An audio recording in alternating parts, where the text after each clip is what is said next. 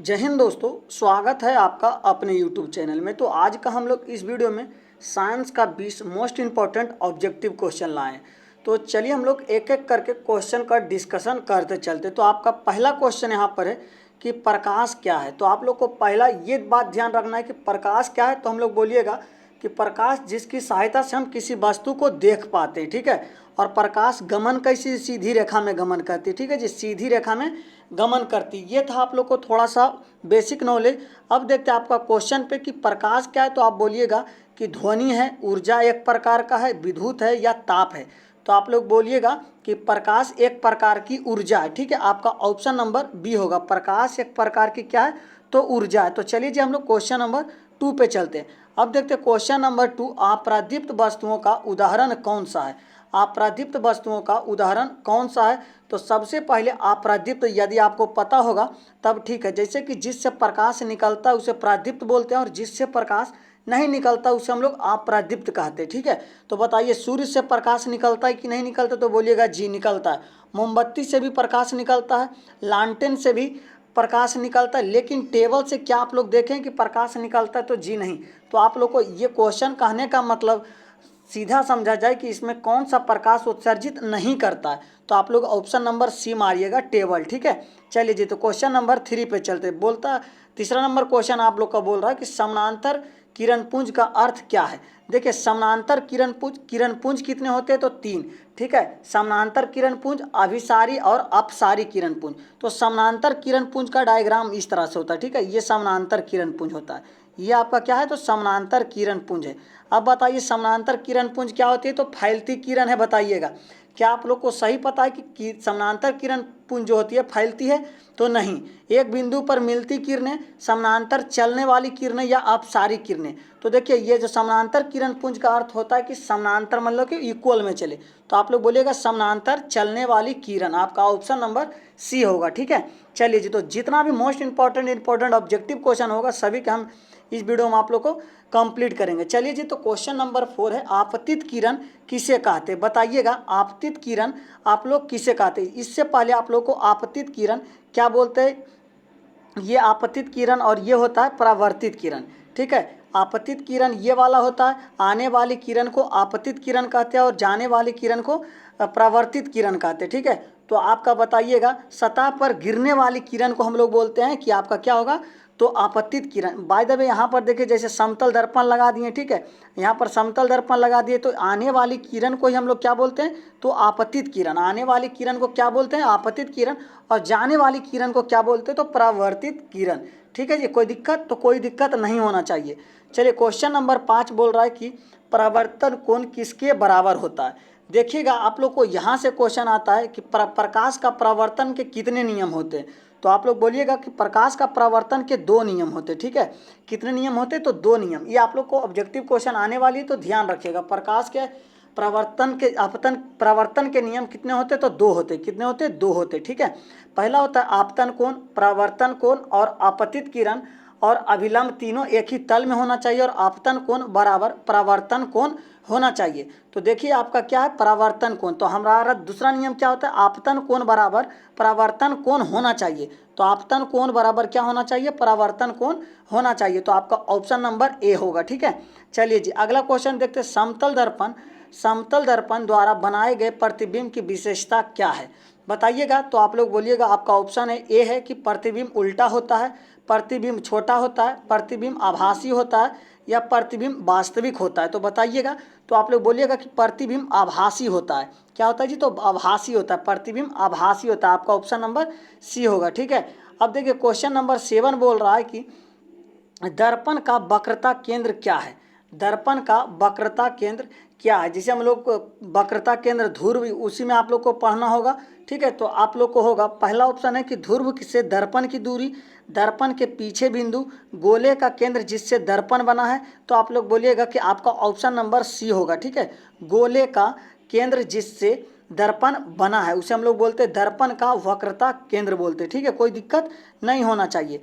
चलिए जी तो question number हम लोग 8 देखते हैं, ठीक है। क्वेश्चन नंबर आप लोग का 8 आपका सामने आ रहा है।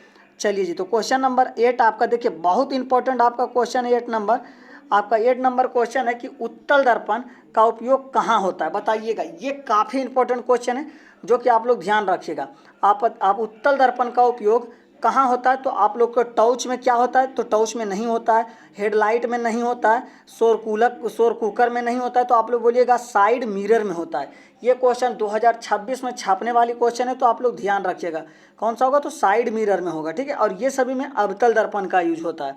अब देखते हैं अवतल दर्पण का फोकस कहाँ होता है, बताइएगा आप लोग। अवतल दर्पण का फोकस कहाँ होता है, तो आप लोग बोलिएगा मुख्य अक्ष पर एक बिंदु पर, दर्पण के पीछे, दर्पण के नीचे और मुख्य अक्ष के समानांतर। बताइएगा कहाँ होगा, तो आप लोग बोलिएगा मुख्य अक्ष के एक बिंदु पर होता है, ठीक है। मुख्य अक्ष पर एक बिंदु पर आपका ऑप्शन नंबर ए होगा, ठीक है। आपका ऑप्शन नंबर ए होगा। चलिए जी, तो अगला क्वेश्चन पे चलते हैं। पारदर्शी पदार्थ कौन सा है, बताइएगा। पारदर्शी, अपारदर्शी और पारभासी किसे कहते हैं। पारदर्शी आप सीधे समझ सकते हैं, जो पार इस पार से उस पार दिखा जा सके, ठीक है। मतलब जिसे हम लोग देहाती भाषा में बोल सकते हैं पार पट्टी दिखना, ठीक है, उसे हम लोग बोलते हैं पारदर्शी।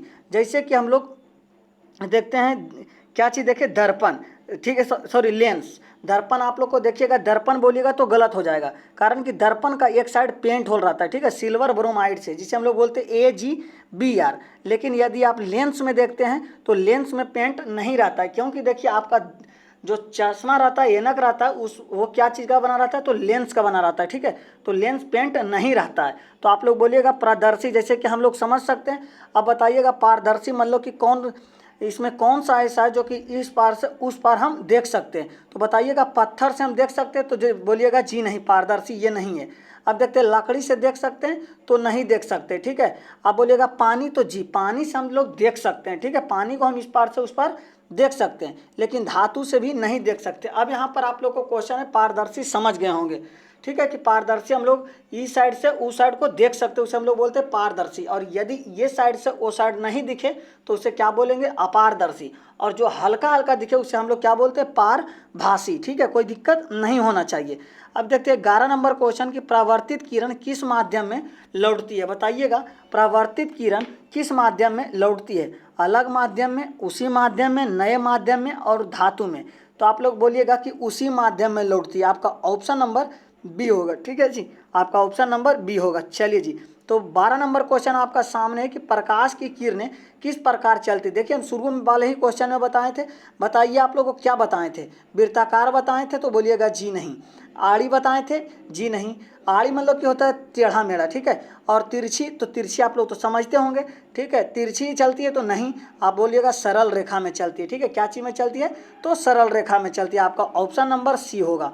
चलिए जी, तो अगला 13 नंबर क्वेश्चन है कि उत्तल दर्पण का प्रतिबिंब कैसा होता है, बताइएगा आप लोग। उत्तल दर्पण का प्रतिबिंब कैसा होता है, तो आप लोग बोलिएगा कि आभासी और छोटा होता है, ठीक है, आभासी और छोटा होता है, ठीक है, आभासी और छोटा होता है, ध्यान रखिएगा, आभासी और छोटा होता है उत्तल दर्पण, ठीक है, कोई दिक्कत नहीं होना चाहिए। अब देखते हैं हम लोग क्वेश्चन नंबर 14, अवतल दर्पण का मुख्य उपयोग क्या है। अवतल दर्पण का मुख्य उपयोग क्या है, तो आप लोग बोल सकते हैं कि वो क्या होगा, तो देखिए टेलीस्कोप में, साइड मिरर में, हम लोग तो उत्तल दर्पण के पढ़े थे, तो ये आप तो आपका ऑप्शन नंबर बी होगा नहीं।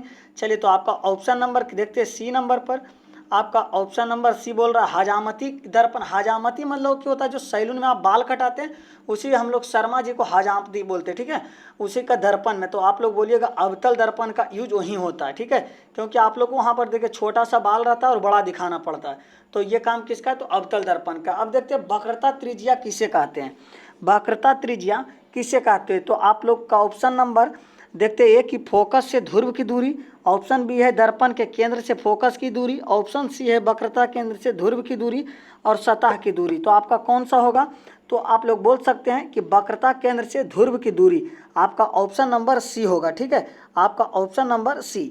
चलिए जी, तो अगला क्वेश्चन पे हम लोग चलते हैं।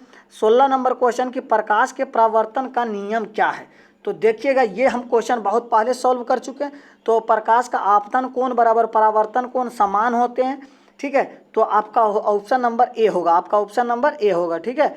चलिए जी, तो अगला क्वेश्चन देखते हैं, अपसारी किरण पुंज किसे कहते हैं। 17 नंबर क्वेश्चन आपका है, अपसारी किरण पुंज किसे कहते हैं, तो आप लोग को किरण पुंज कितने होते हैं, तो 3 होते हैं। ठीक है, अपसारी, अभिसारी और समानांतर, जो कि समानांतर तो हम पढ़ चुके हैं, तो समानांतर इसमें पहला ऑप्शन गलत होगा। ठीक है, अब देखते हैं हम लोग फैलती किरणें, मिलती किरणें। तो आप लोग बोलिएगा कि फैलती किरणें, मिलती किरणें, बंद किरणें। तो देखिए आपका ये डी नंबर, बंद किरणें कहीं नहीं होता है, फैलती है और मिलती, तो आपका ऑप्शन बी और सी बचा। तो देखिए अभिसारी जो होती है, अभिसारी आपका क्वेश्चन जो है 17 नंबर का, अभिसारी में मिलती है। ठीक है, लेकिन यहाँ पर अपसारी तो फैलती, आपका ऑप्शन नंबर बी होगा। चलिए 18 नंबर, उत्तल दर्पण का फोकस कहाँ होता है। उत्तल दर्पण का फोकस कहाँ होता है, तो आप लोग बोलिएगा उत्तल दर्पण का फोकस जो होता है दर्पण के पीछे होता है। ठीक है, दर्पण के पीछे होता है। आभासी प्रतिबिंब क्या होता है, आभासी प्रतिबिंब क्या होता है, तो आप लोग बोल सकते हैं कि यह पर्दे पर बनता है, सीधा होता है, उल्टा होता है और बड़ा होता है। तो आप लोग बोलिएगा कि सीधा होता है, ऑप्शन नंबर बी।